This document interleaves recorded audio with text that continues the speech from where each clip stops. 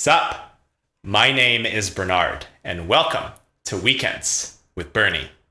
Everyone has had something in their life that they've taken seriously, whether it was a project for school, working for your family, or doing something on your own endeavor, if it was a sport or a hobby.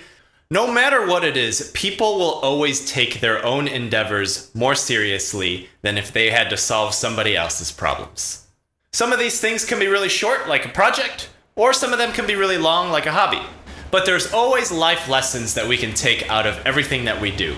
And today I'm going to talk about 5 life lessons that I learned from powerlifting. The first and maybe the most important lesson is that persistence wins. You can't expect to go to the gym once and be able to bench press 500 pounds. You can't expect to be on the treadmill once and lose 30 pounds.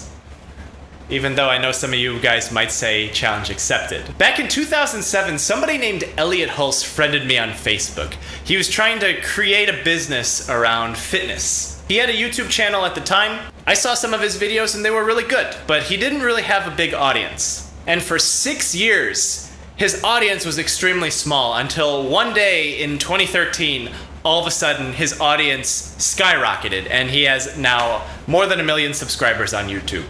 He also owns a very successful business and is very well known in powerlifting, bodybuilding, strongman communities. He stuck with it every single day for several years. He even talks about it on his channel. When you're consistent and you put in the work that you need to day in and day out, the results will eventually yield themselves. You just have to be patient. Now, more importantly, if you are going at 110% every single day, you're not going to last very long too. So consistency over a long period of time. The guy who goes at 90% for 20 years will win out over the person that goes 110% for 3 years and then completely quits after that. Now, the second life lesson that I learned is that you always push back hardest when you have a lot of resistance on you. And this is true in powerlifting. One of the training techniques that we learned when we were warming up is that if you have a 600-pound squat, you put 600 pounds of force behind your 135-pound warm-up. Now, how does that translate into real life? A lot of times you might be working on something and you feel like you don't have any direction, you feel like you're drifting, and you don't impose any limitations on yourself. You don't have a timeline. You don't have a particular set of things that you want to get done. And a lot of times at the end of these projects, you'll feel as if you really got nothing done. Maybe you never even finished the project. So what I mean by pushing back when the resistance is hardest is that always put some kind of limitation on you. If it's arbitrary, that's okay. But always make sure that you have something that you want to get done, when you want to get done, and why you want to do it. Now, the third life lesson is a little different, and a lot of people know about this one already, but it's scheduled time off gives you big gains. When we were training for powerlifting, we would go the first 3 weeks really heavy, and it would get heavier every single week, and then the 4th week, you'd drop down the weights. You'd take a rest, because as you get heavier from every single week, your body breaks down at a greater degree every single week.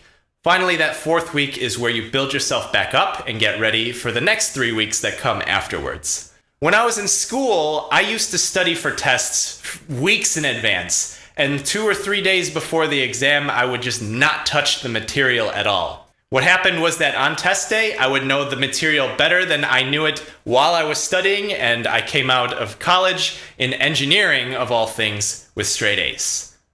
This is also applicable to work too. That's why we have scheduled time offs, we have vacations. All of these things help us rest and recharge, and when you come back, you will be better than you were before you had left. The 4th thing that I learned was do the things that you suck at. Now, a chain is only as strong as its weakest link.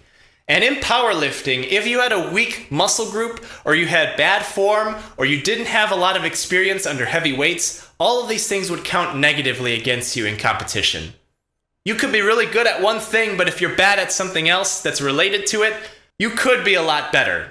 Now, for me personally, my human communication sometimes has a problem. Me talking and exuding a certain vibe hasn't ever been an issue, but communicating a specific idea kind of has been a problem. That's actually part of the reason why I'm on YouTube. And public speaking is a big part of my job, and to communicate ideas to the medical community has always proven kind of difficult for me.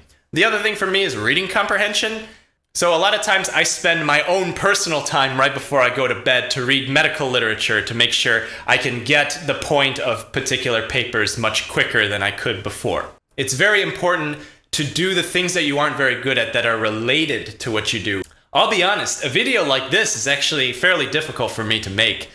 My setup is out of sync. I feel as if things are unorganized. But overall, the experience gets better with every single kind of Weekends with Bernie video that I make. And with that eventually helps me prove my very first objective for starting YouTube is the communication of ideas, and two, to get better at making these kinds of videos. The last thing I learned is that you can't succeed alone. This goes across every single facet in life. In my career, I couldn't have succeeded without the help of others who were more experienced, who were more knowledgeable and more skilled than myself. I always made sure that I picked up and learned from every single person that I came across. In powerlifting, you also can't succeed alone. Whether you're squatting 135 or squatting 800-900 pounds, you'll need somebody there to catch you when you fall. And trust me, over a long period of time, you will experience that fall. It's going to hurt. The bottom is a cold, hard place. I've been there before, and I know a lot of you have been too. That's why it's extremely important that you can't do a lot of these things on your own. Make sure you have somebody with you. And if not, make those human connections, because that's one part of the thing that's going to make you successful later in life. So those were the 5 things I learned from powerlifting. Persistence wins. You always push back harder when the resistance is greater. Schedule time offs. Make for big gains. Do the things that you're not good at. And finally, you can't succeed alone. Leave a like if you enjoyed this video. I hope you did. Leave me a comment. Did I miss something? What were some of your life lessons that you learned and whatever hobbies or projects that you worked on? Everybody has had some kind of case like this. That's part of being human. And subscribe if you'd like to see more Weekends with Bernie. I try to do one of these episodes every single weekend. Sometimes they're late. Sometimes I double up on them, but I try to be consistent with them. Anyways, thanks so much for hanging out with me this weekend and watching, and I'll see you in the next one. Adios, amigos. Always been sexy. Holy shit. That's actually really adorable. By adorable, I mean that butt. Must be some drunk honey pop going on later. Drunk honey pop in real life. That's pretty short. Sup?